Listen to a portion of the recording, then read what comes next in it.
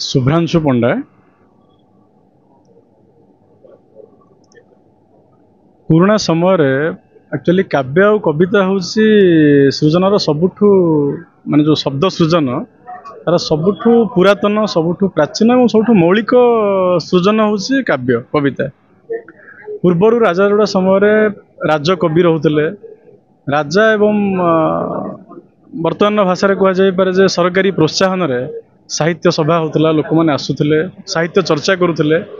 मु खुशी से सेमती गोटे परंपरा आरंभ हो जो कविता शुणापी लोक मैंने श्रोता मैंने टिकेट करके विशेषकर नुआ पीढ़ी युवक जोटा गोटे अभियोग हुए मत से अभियोग मिछ भल लगे जे नुआ पीढ़ी साहित्य दूरे जाऊँगी नुआ पीढ़ी कविता साहित्य प्रति आग्रह करना से जो अभियोग प्रति गोटे चापुड़ा ये गोटे तार उत्तर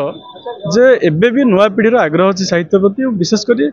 साहित्य को गोटे प्रदर्शनकारी कला गोटे परफॉर्मिंग आर्ट भाव ये जो अनुष्ठान देखी तार आग्रह बढ़ुची भावुची ये जो जगह छोट परिसर होगी आग को आहरी बड़ आकार अधिक लोक कार्यक्रम हो पार। अंशुमान साहू कलिंग भाषा मुक्त मंचर जड़े सदस्य आज कॉफी कथा कविता आम कलिंग भाषा मुक्त मंचर गोटे सबुठु बेसी लोकप्रिय कार्यक्रम ये रोटारी भवन अनुष्ठित होती पूर्वर जमी आप देखुले जे ये युवपीढ़ी लाइन लगी आपण मैंने यात्रा देखी आपण मैंने फिल्म रे देखी आपण मैंने नाटक देखी इवेन बाहर देश माने राज्यर जो लोक मैंने स्टैंड अप कॉमेडी बा पोएट्री करने आसुँच जमी पिला माने आमरी भुवनेश्वर लोक मैंने आमरी ओडिया लोक मैंने टिकेट करके पैसा देकी से जाऊँ शो को देखापी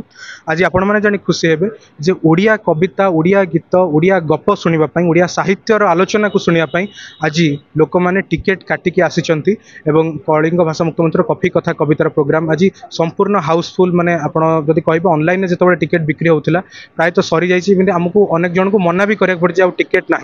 तेणु तरुण पीढ़ी जितेबाला आम भाषा साहित्य दूरे जाऊँगी आम मैंने समस्ते गोटे सन्देह प्रकाश करुचे भावुँ कॉफी कथा कवितार ये कार्यक्रम से सन्देहर गोटे वास्तविक समाधान तार गोटे उत्तर बोली आम मैंने समस्ते आशा करवा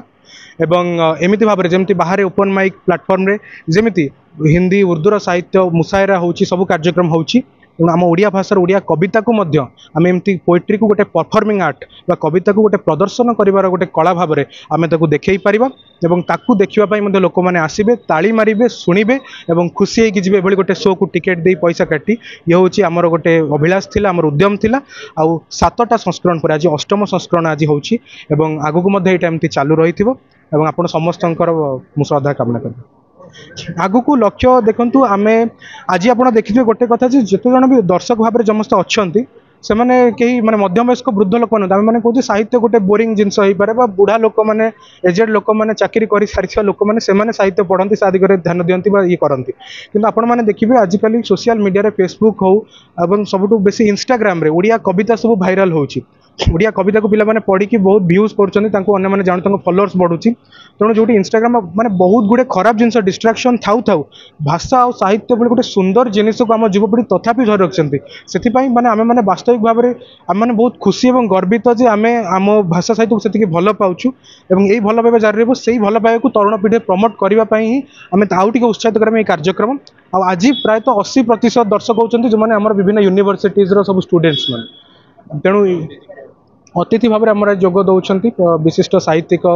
सूर्य मिश्र एवं चिरश्री इंद्र सिंह एवं श्रीयुक्त शुभ्रांशु पंडा 3 जन आम अतिथि भाव में अच्छा से भी अतिथि माने आमर यहाँ गोटे से जमी चिराचरित श्रेणीर जो सभा हुए सेमती कार्यक्रम भी नुहे से भी मंच को सेमती माने स्टैंड अप ये भाव में मंच तलू ही जाकि